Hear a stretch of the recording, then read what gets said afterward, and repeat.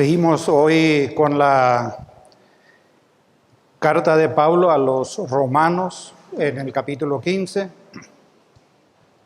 Y antes de iniciar, quiero pedirle disculpas si mi voz no sale bien nítida. Vengo de recuperarme de una pequeña gripe, pero espero que Dios me permita continuar y terminar el sermón de esta mañana. Entonces vamos a ir a Romanos capítulo 15. El domingo pasado analizamos los versículos del 1 al 6. Hoy nos toca del 7 al 13.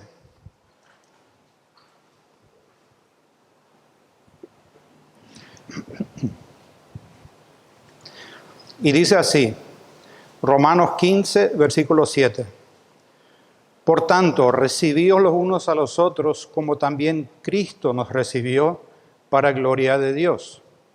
Pues os digo que Cristo Jesús vino a ser siervo de la circuncisión para mostrar la verdad de Dios, para confirmar las promesas hechas a los padres, y para que los gentiles glorifiquen a Dios por su misericordia, como está escrito.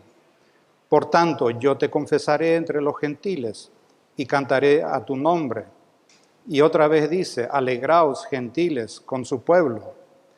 Y otra vez, alabad al Señor todos los gentiles y magnificadle todos los pueblos. Y otra vez dice Isaías, estará la raíz de Isaí y el que se levantará a regir los gentiles esperarán en él. Y el Dios de esperanza os llene de todo gozo y paz en el creer, para que abundéis en esperanza por el poder del Espíritu Santo. Hasta ahí la lectura.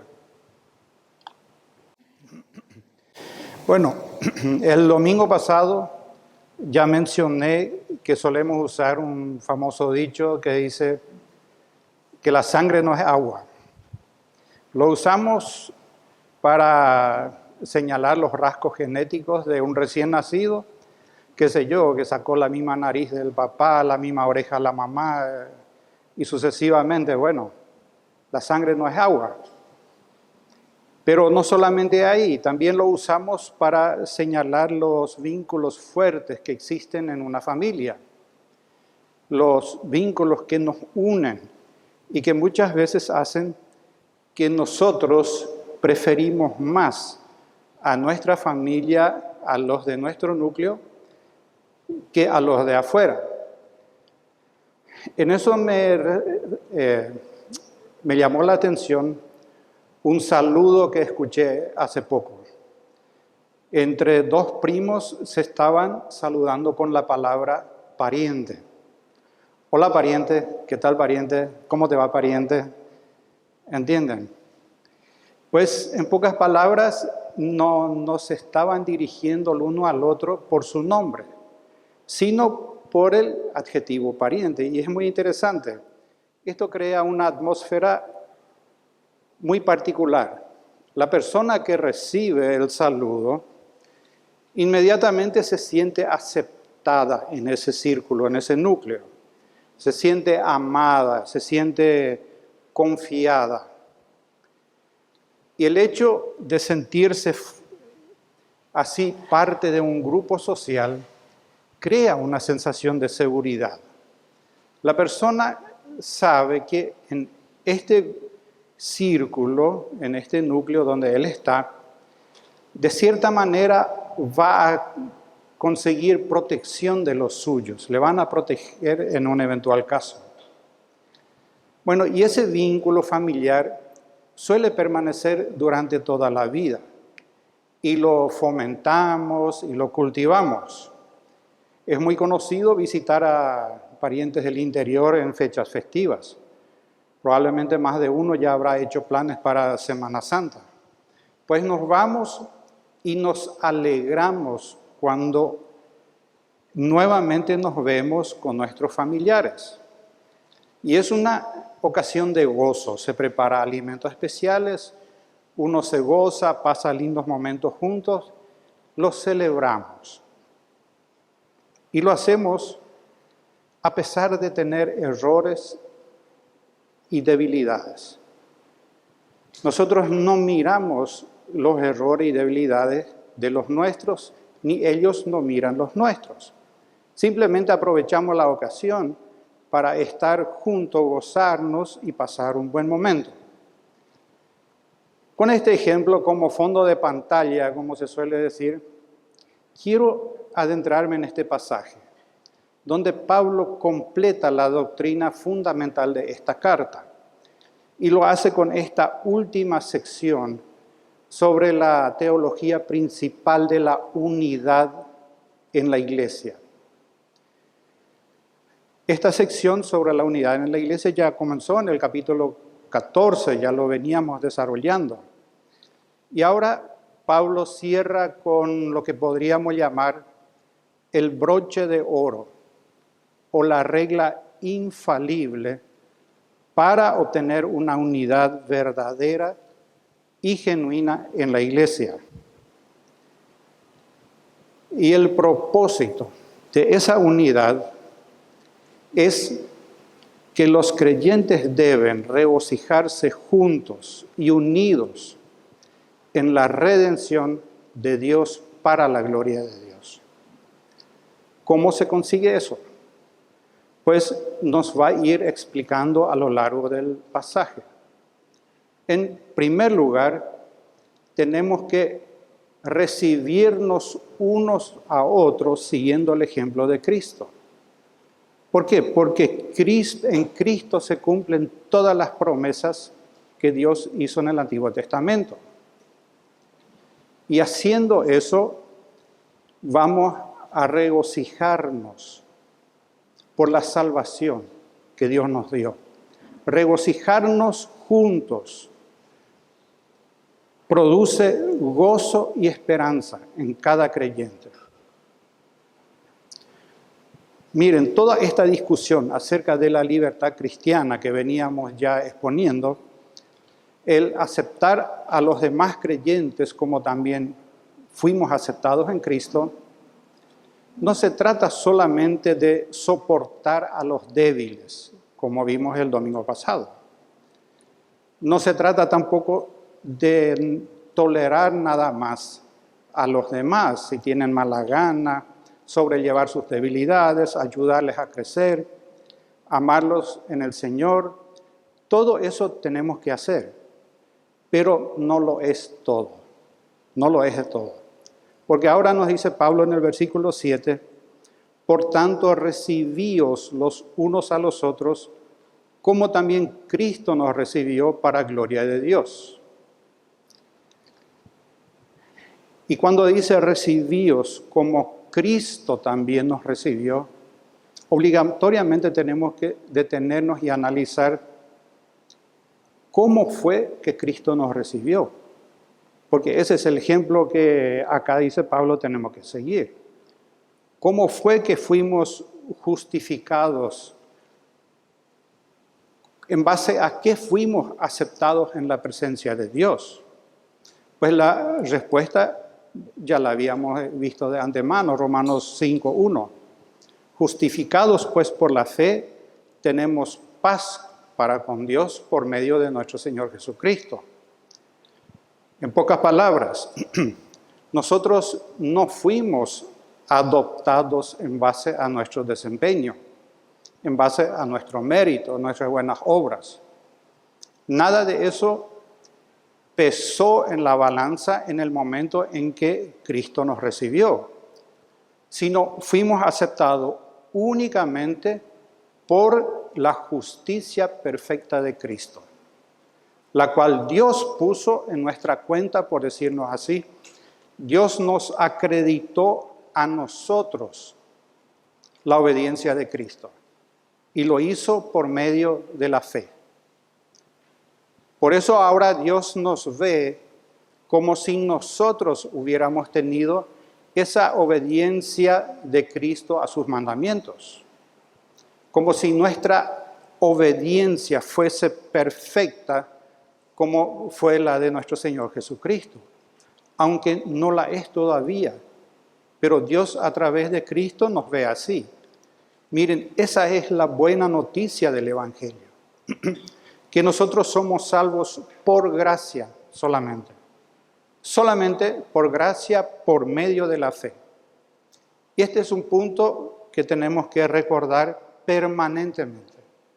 Permanentemente tenemos que traer a nuestra mente de que no fue por nuestros méritos, fue solamente por gracia, por medio de la fe, en la persona de nuestro Señor Jesucristo. Y eso a pesar de los defectos que tuvimos y seguimos teniendo, a pesar de que fuimos pecadores y aún seguimos pecando, teniendo en nuestra mente esa gran verdad, corresponde hacernos la pregunta: si yo entiendo que fui aceptado así, ¿qué impacto debería tener el entendimiento de la justificación por la fe en mi relación el uno con el otro? ¿Cómo debería impactar esa buena noticia del Evangelio en mi vida? Porque creo que casi todos los que estamos acá manifestamos creer en el Evangelio. Manifestamos a las anchas y lo demostramos al venir acá y decimos ser creyentes. Decimos creer en la justificación que es por medio de la fe. Bueno, y si eso realmente es así, ¿cómo debería impactar eso en nuestra relación con los demás? Pues un comentarista dice lo siguiente: cuando asimilamos, cuando entendemos la doctrina de la justificación, de que somos aceptados a pesar de nuestras deficiencias, defectos, pecados, pues entonces seremos capaces de aceptar a otros a pesar de sus deficiencias y a pesar de sus defectos. Esta reflexión me impactó profundamente, lo confieso, cuando estaba preparando. O sea, la manera de determinar, de comprobar qué tan bien yo entiendo el Evangelio, consiste en ver cuánto amo a las personas de mi iglesia a pesar de sus defectos. Esa es mi prueba de fuego. Eso nos lleva a reflexionar si de verdad entendemos que Dios nos aceptó a pesar de nuestros pecados, a pesar de nuestros defectos. Y analizarnos por qué yo a veces no acepto a un hermano a pesar de sus defectos, a pesar de sus debilidades. Porque es como una regla de tres simple. Si no acepto a mis hermanos con sus defectos, no entiendo el Evangelio como debería entenderlo. Y la consecuencia es que no va a haber unidad en la iglesia, no va a haber unidad en el matrimonio, no va a haber unidad en la familia. Porque recuerdan, la unidad es a causa del Evangelio. La unidad no surge en la iglesia cuando nosotros nos unimos por nuestra voluntad por el Evangelio. Me explico. Sino que la unidad genuina se produce cuando el entendimiento del Evangelio nos une a nosotros. Por eso Pablo nos pone en el versículo 7 el ejemplo supremo y perfecto. De la manera como Cristo los aceptó, acéptense unos a otros, dice él.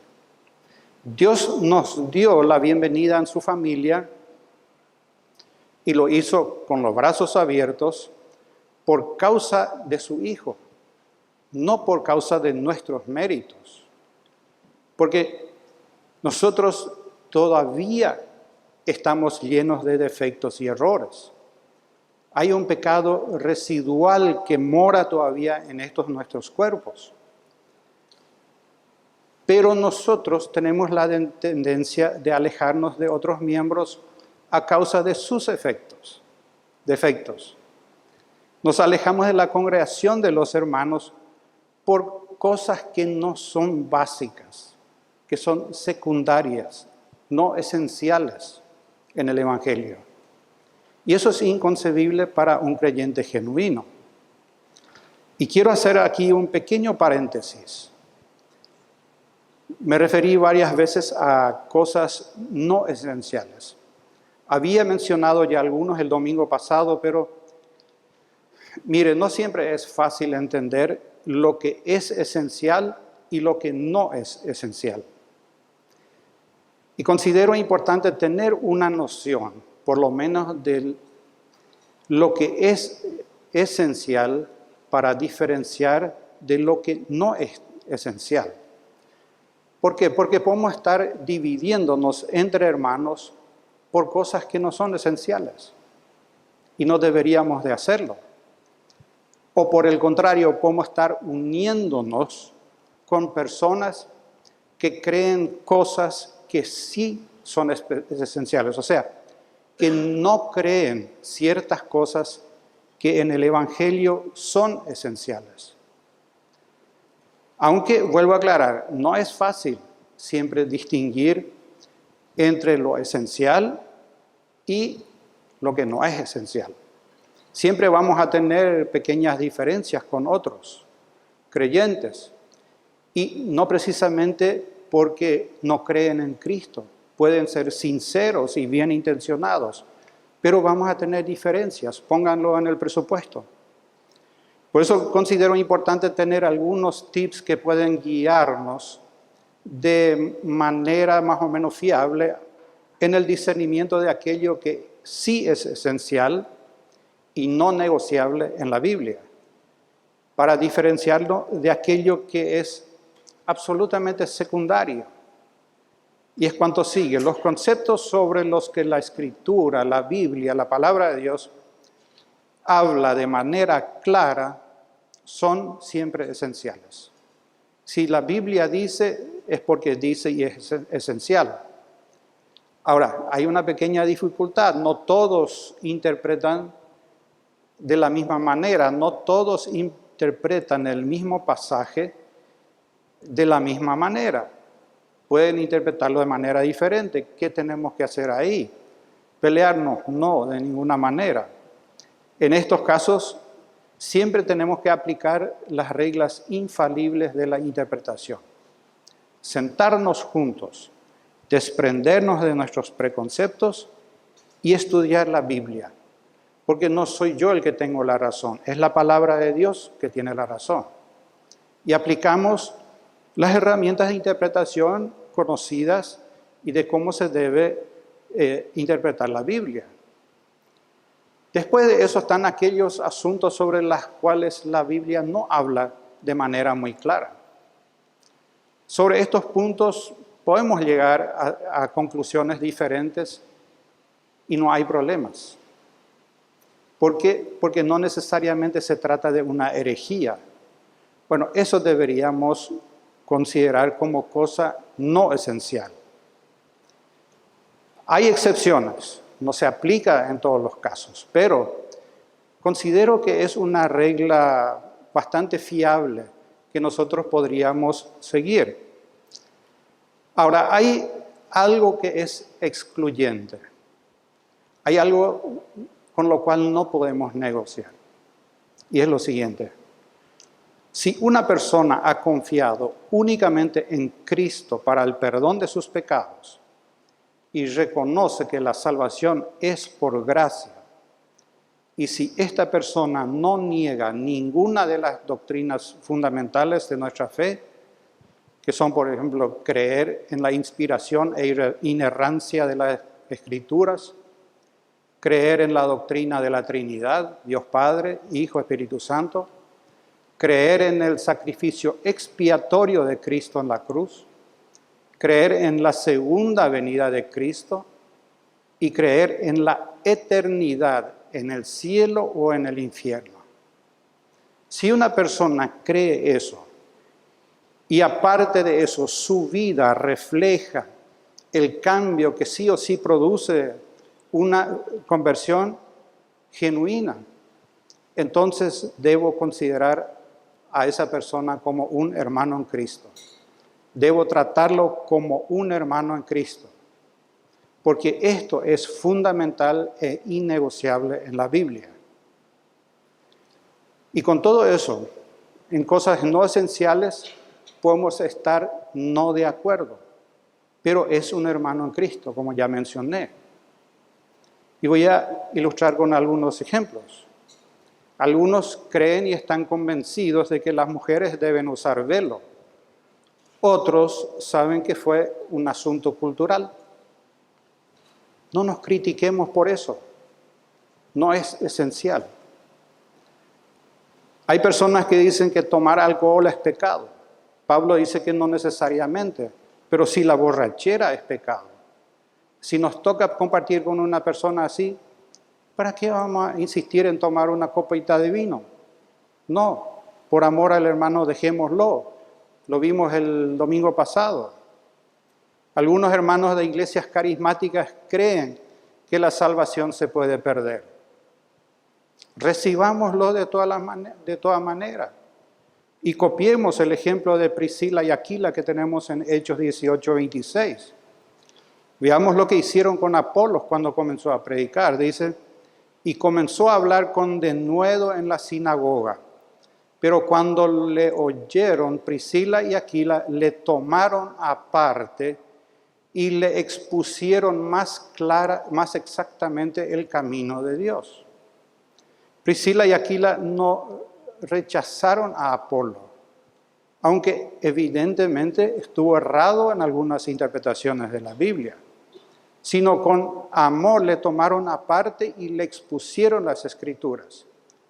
¿Y cuál fue el resultado de haberle recibido? Pues Apolo después quiso ir a Acaya, los hermanos le animaron a hacerlo, incluso le encomendaron a los de Acaya, y dice, y llegado él allá, fue de gran provecho a los que por la gracia habían creído. La palabra original que se traduce como recibíos tiene el significado de aceptar una cosa o aceptar una persona con un interés especial. Pues el interés especial de Priscila y Aquila fue el crecimiento de este hermano Apolo, que aún estaba débil en la fe, y le ayudaron. Lo tomaron aparte, le instruyeron correctamente en la palabra, para después ponerlo a disposición de Dios para que lo utilice a su voluntad en su obra. Y el resultado fue impresionante. Por lo tanto, es un ejemplo que absolutamente vale la pena seguir. ¿Por qué? Porque nuestro interés especial es el alma de esa persona, que siga creyendo, que siga madurando en la fe. Y Pablo en este versículo no menciona algunos creyentes específicos, no hace diferencia. Está hablando a todos por igual, fuertes, débiles, gentiles, judíos, todos. Porque todos los creyentes estamos llamados a recibirnos los unos a los otros. Tampoco está hablando simplemente de aceptar a los nuevos creyentes dentro de la comunión de la iglesia, aunque eso sí por defecto está incluido, es una tarea de la iglesia innegociable, inexcusable, sino que aquí está llamando a todos los creyentes a recibirse los unos a los otros en el sentido más pleno y profundo de la expresión. Nos llama a tratarnos entre nosotros con amor y entendimiento, como también Cristo nos recibió. Ahora veamos un poquitito el ejemplo de nuestro Señor Jesucristo. ¿Cómo nos recibió Cristo? Quiero destacar por lo menos 4 características que sobresalen de manera clara en la forma en que Cristo nos recibe a los pecadores arrepentidos. Y esas son características que somos llamados a imitar como creyentes. En primer lugar, Cristo nos recibe con gozo. Todos conocemos la parábola de la oveja perdida en Lucas 15, ¿verdad? Bueno, esa parábola no voy a entrar mucho en detalle, pero más o menos ilustra a Cristo recibiendo un pecador arrepentido. ¿Y qué hizo el dueño de la oveja perdida? Reúne a sus amigos y vecinos diciéndoles: gozaos conmigo. Por cada pecador que se arrepiente hay gozo en el cielo, hermanos. Por lo tanto, nos debe producir gozo a nosotros recibir a hermanos por los cuales Cristo se gozó cuando fueron salvos. Porque los que Cristo se gozó de la manera como se gozó cuando nosotros fuimos salvos.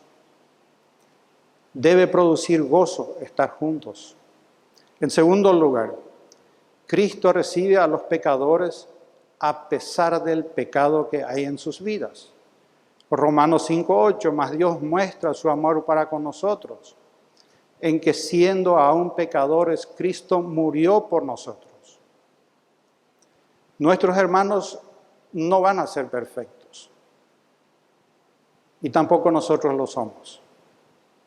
Recibámoslos de todas maneras, porque ese es el ejemplo que Cristo nos dejó, y un ejemplo elevado a su máxima expresión. Murió por nosotros. En tercer lugar, Cristo recibe a los pecadores de una manera imparcial. Juan 6:37. Todo lo que el Padre me da, vendrá a mí, y el que a mí viene, no le echo afuera. Y dice también en Romanos 2:11, no hay acepción de personas para con Dios.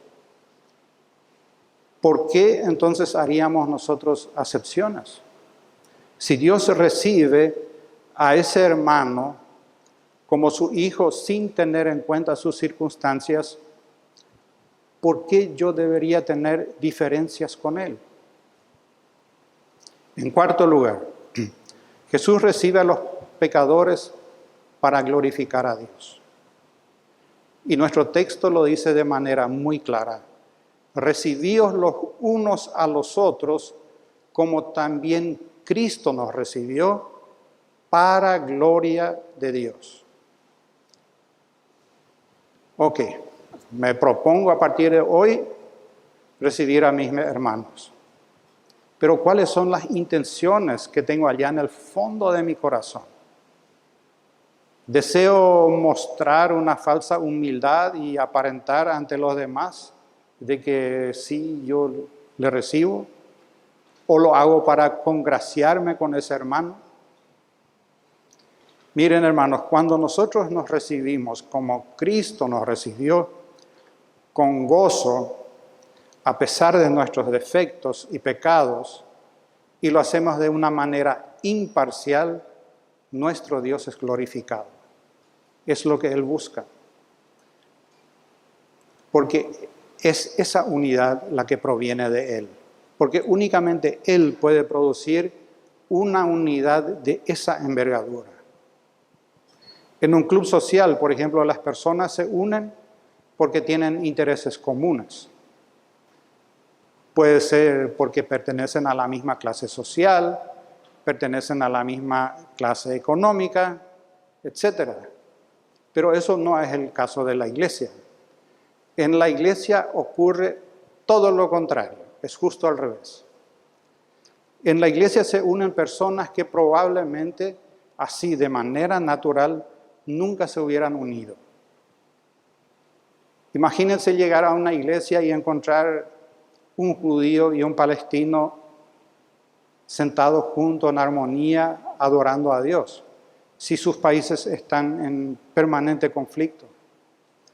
O rusos y ucranianos formar una comunidad en armonía mientras sus países están en guerra. A primera vista eso es imposible.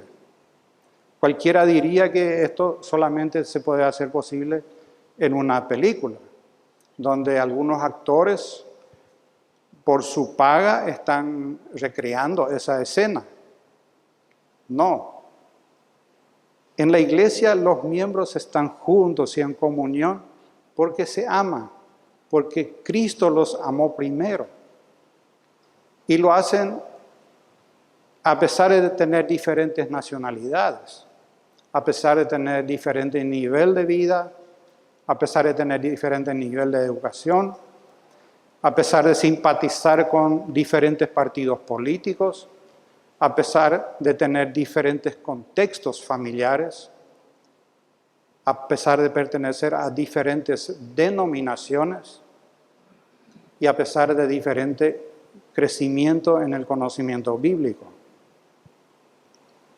Y si a pesar de esas diferencias secundarias se reciben mutuamente en amor, nuestro Dios es glorificado. Y eso era lo que Pablo esperaba que ocurriera en esa iglesia en Roma, que estaba compuesta por judíos y por gentiles, que lo hagan siguiendo el ejemplo de nuestro Señor Jesucristo.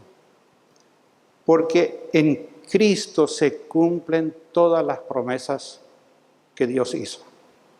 Romanos 15, 8.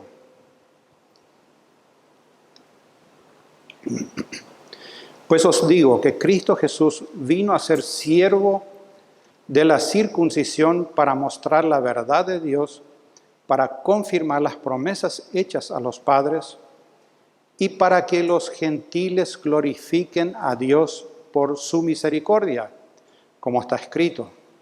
Por tanto, yo te confesaré entre los gentiles y cantaré a tu nombre. Y otra vez dice, alegraos gentiles con su pueblo. Y otra vez, alabad al Señor todos los gentiles y magnificadle todos los pueblos. Y otra vez dice Isaías, estará la raíz de Isaí y el que se levantará a regir los gentiles esperarán en él. Decir que Cristo vino a ser siervo de la circuncisión es otra forma más de decir que Cristo nació como judío. Él nació bajo la ley de una virgen judía, en una familia judía, en Belén de Judea. ¿Y todo esto para qué? Pues para demostrar la verdad de Dios, para confirmar las promesas hechas a los padres y para que los gentiles glorifiquen a Dios por su misericordia. Miren, cuando alguien les pide una prueba de que la Biblia es la palabra de Dios, no le den ni una prueba, no hace falta. Es la palabra de Dios y punto. Porque lo difícil es demostrar que la Biblia no es la palabra de Dios. Es imposible. De que sí es, cae por sí solo. Porque las evidencias son claras en la palabra de Dios. Y esa unidad que tenemos, porque la Biblia es una sola unidad. Y toda esa unidad, desde Génesis hasta Apocalipsis, apunta a una sola persona, nuestro Señor Jesucristo. Es imposible que un grupo de personas en un lapso de 1400 años haya escrito un libro donde todo gira en torno a una persona y su obra de redención antes de que esa persona nazca. Es imposible. Todas las promesas de redención que Dios dio a los patriarcas se cumplen en Cristo. El Hijo de Dios vino a este mundo, se encarnó como un judío para mostrar la fidelidad de Dios en el cumplimiento de las promesas que Él hizo a Abraham, Isaac y Jacob. Y para que los gentiles glorifiquen a Dios por su misericordia, al ser beneficiados con una salvación que no se les prometió primero a ellos, sino a los judíos. Qué tremendo, qué sabiduría Dios le dio a Pablo, inspirándolo por el Espíritu Santo para discernir todo esto. Porque la mayoría de los hermanos fuertes de la iglesia de Roma venían de un trasfondo gentil. Y aquí es como si Pablo les está diciendo, ustedes no se olviden que la salvación viene de los judíos, tal como Jesús le dijo a la mujer samaritana, la salvación viene de los judíos. Así que ustedes que son fuertes en su fe, no me vengan con arrogancia ante estos hermanos débiles. No corresponde, porque en su mayoría eran judíos, porque la salvación viene de ellos. No sean arrogantes delante de ellos. Cristo era siervo de la circuncisión. Nunca olviden de que fue judío. Pero por el otro lado, le está diciendo a los judíos de la iglesia en Roma, convertidos a Cristo, no se olviden que el plan original de Dios era bendecir a judíos y a gentiles, no solamente a ustedes. No se olviden de eso. En otras palabras, los judíos no debían sentir recelo hacia los gentiles, porque el propósito mismo de la elección de los judíos y de su existencia como nación fue alcanzar a los gentiles para la gloria del Señor. Y los gentiles tampoco debían sentir recelo hacia los judíos, porque fue a través de los judíos que Dios trajo la salvación. Esa siempre fue la intención de Dios. Siempre había tenido la intención de hacer un solo pueblo por medio de Cristo. Pablo está demostrando con este punto que la inclusión de los gentiles para salvación no es una opción B que Dios utilizó porque él fracasó con la opción A, de ninguna manera. Esto es lo que él había planeado. En innumerables citas del Antiguo Testamento lo dice así. Y los judíos instruidos en la Escritura deberían de saberlo. Por eso Pablo cita una serie impresionante de textos del Antiguo Testamento para probar su punto. Y simplemente para entender, para aclarar, los judíos del primer siglo dividían el Antiguo Testamento en 3 secciones. Ellos tenían la ley, los profetas y los escritos. La ley comprendía el Pentateuco, los primeros 5 libros de la Biblia que fueron escritos por Moisés. Después venían en segundo lugar los profetas, que estaban nuevamente subdivididos en 4 anteriores y 4 posteriores. Los anteriores, Josué, Jueces, Primera y Samuel 1 y Primera de Reyes otro libro, así que 4 libros. Y los posteriores también 4, Isaías, Jeremías, Ezequiel y los 12 menores en un solo libro. En tercer lugar venían los escritos, que incluían los 11 libros restantes de la Biblia. Estas 3 secciones tenían su propia importancia, cada una para ellos. Y Pablo, inspirado por el Espíritu Santo, cita sabiamente cada una de estas secciones. En Romanos 15:10, Pablo cita Deuteronomios 32:43, que pertenece a la sección de la ley. En Romanos 15:9 y 15:11, cita Salmo 18:49 y Salmo 117:1, que forma parte de la sección Los Escritos. Y en Romanos 15:12 cita Isaías 11:10, que forma parte de la sección de los profetas. Con esto él deja sentado de que él se basa no solamente en una partecita, sino Pablo se está basando en todo el Antiguo Testamento para exponer su argumento. Y con cada versículo que Pablo va citando, es como que va formando un cuadro completo, como si fuera que está armando un rompecabezas y está uniendo las piezas. Porque en el versículo 9 menciona cómo los judíos se presentan ante los gentiles para alabar el nombre de Dios. Dice, por tanto, yo te confesaré entre los gentiles y cantaré a tu nombre. En el versículo 10 menciona la invitación a los gentiles para que se unan al pueblo judío en la alabanza de Dios. Y otra vez dice, alegraos gentiles con su pueblo. En el versículo 11 encontramos una invitación universal a todas las naciones a alabar a Dios. Y otra vez, alabad al Señor todos los gentiles y magnificadle todos los pueblos.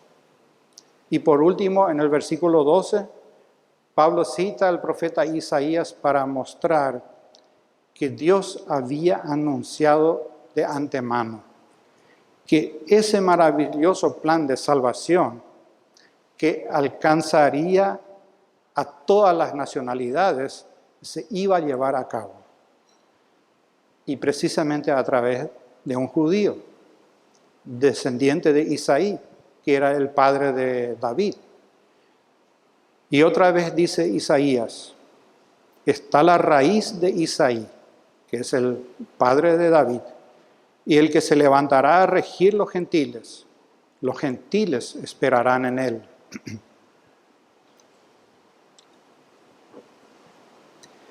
Qué extraordinario todo, ¿verdad?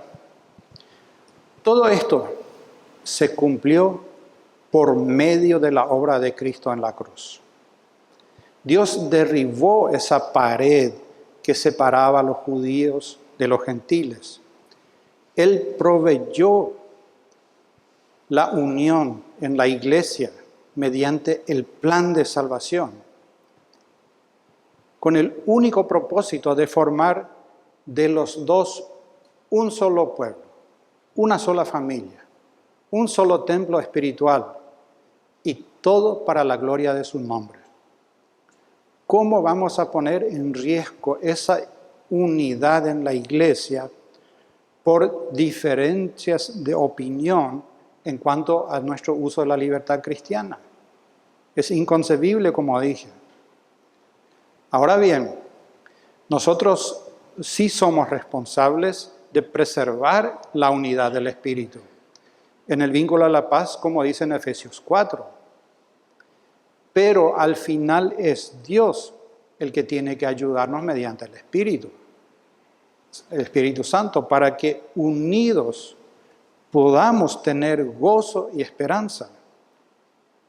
Por eso regocijarse en la salvación produce gozo y esperanza. Versículo 13. Y el Dios de esperanza os llene de todo gozo y paz en el creer, para que abundéis en esperanza por el poder del Espíritu Santo. En los versículos 5 y 6, Pablo oraba al Dios de la paciencia y del consuelo que nos permita alabarle juntos. Ahora le pide al Dios de esperanza que nos llene de gozo y paz en el creer, para que rebosemos de esperanza, estando en pobreza o riqueza, en salud o enfermedad, con diferencias o sin diferencias, que rebosemos de esperanza.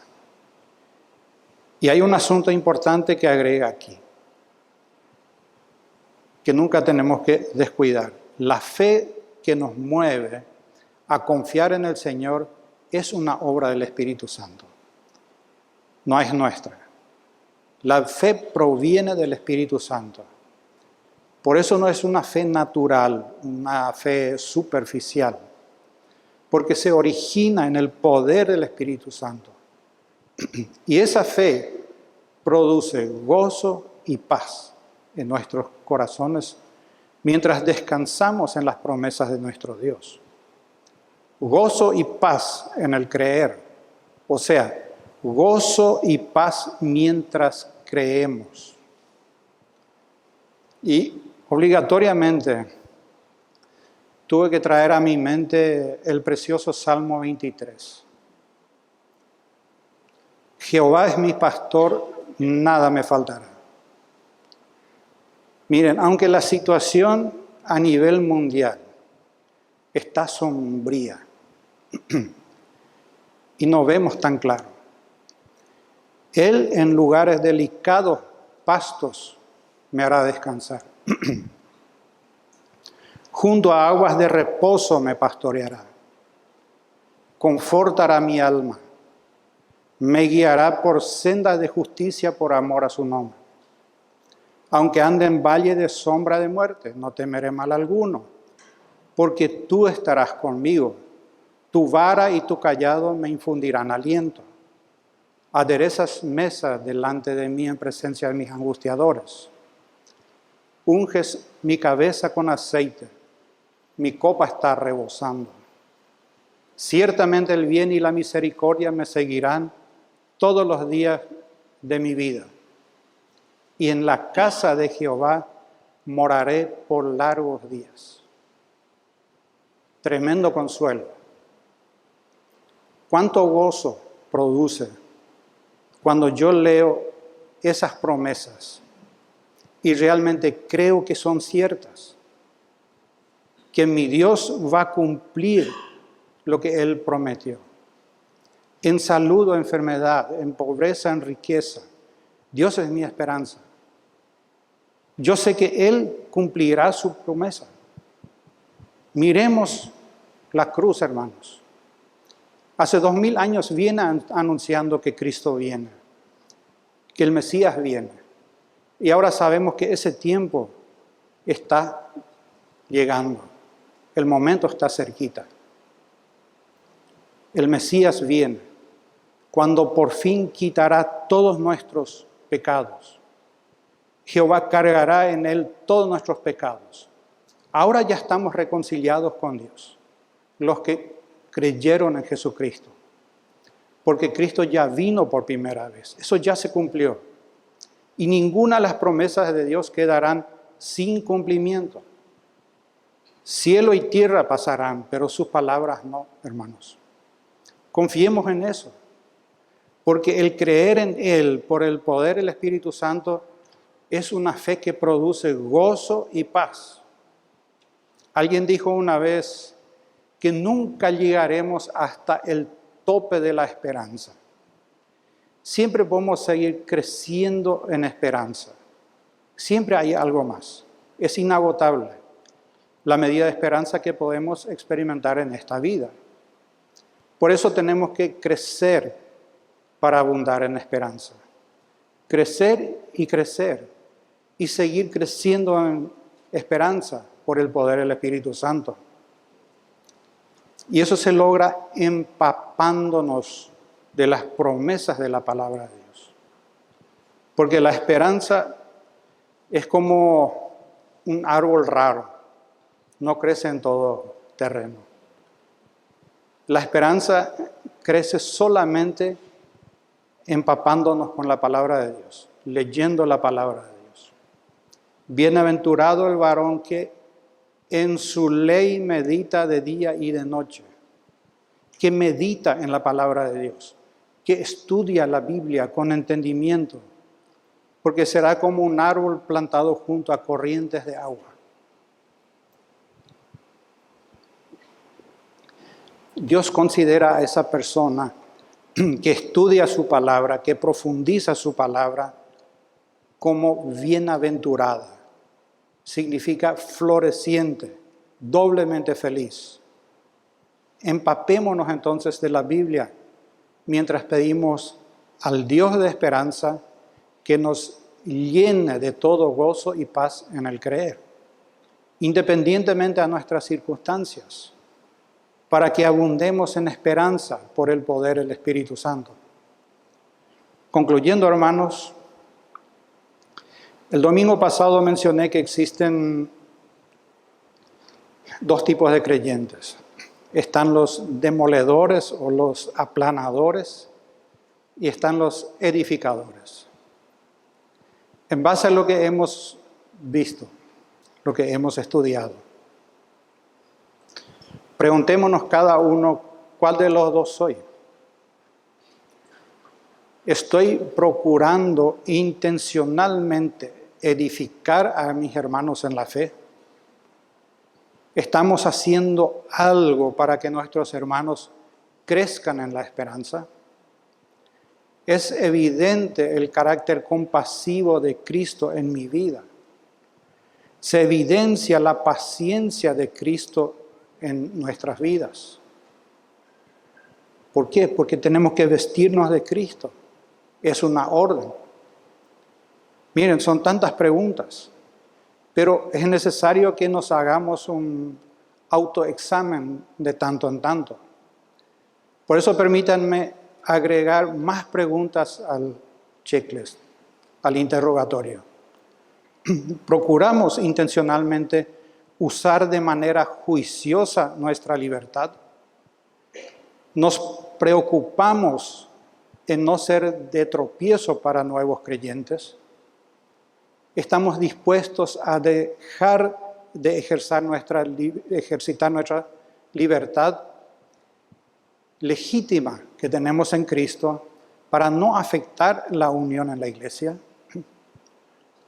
¿O somos aquellos que usan su libertad a pesar de los pesares, aun en detrimento a otros? ¿Estamos creciendo en el entendimiento de las Escrituras para tener una conciencia cada vez mejor informada? ¿Y procuramos seguir creciendo en el entendimiento del Evangelio y sus implicancias? ¿Ayudamos a otros a crecer en el entendimiento del Evangelio?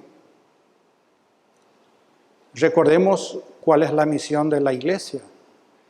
Pues formar una comunidad de discípulos que hacen discípulos compartiendo la palabra. Para eso estamos aquí. Esa es la gran comisión. ¿Estás discipulando a alguien? ¿O alguien te está discipulando a ti? ¿Oras regularmente por la unidad de la iglesia? ¿Te propusiste intencionalmente amar más a los demás, mostrándoles afecto? Hermanos, oremos al Señor para que mantenga a IBG, a la Iglesia Bíblica de la Gracia, con esta unidad que disfrutamos ahora, a pesar de nuestros pecados, que aún persisten en nosotros, para que unánimes a una voz glorifiquemos al Dios y Padre de nuestro Señor Jesucristo. Amén. Vamos a orar. Padre, gracias te damos por tu palabra. Es más cortante que espada de doble filo, Padre. Y delante de ti tenemos que reconocer que estamos llenos de defectos, llenos de errores, Padre. No cumplimos lo que tú nos mandaste, te pedimos perdón. Ayúdanos a vivir de tal manera que nuestros hermanos realmente se sientan a gusto con nosotros, que se sientan amados, pero porque tú nos amaste primero, para que podamos ser un testimonio y para que el mundo vea que tú enviaste a tu Hijo para morir en la cruz. Padre, sabemos que esto te glorifica y te pedimos que con la ayuda de tu Santo Espíritu nosotros podamos realmente hacerlo y ser una iglesia que se ama a pesar de los defectos, a pesar de los errores. Ayúdanos en esto, en nombre de Cristo Jesús. Amén.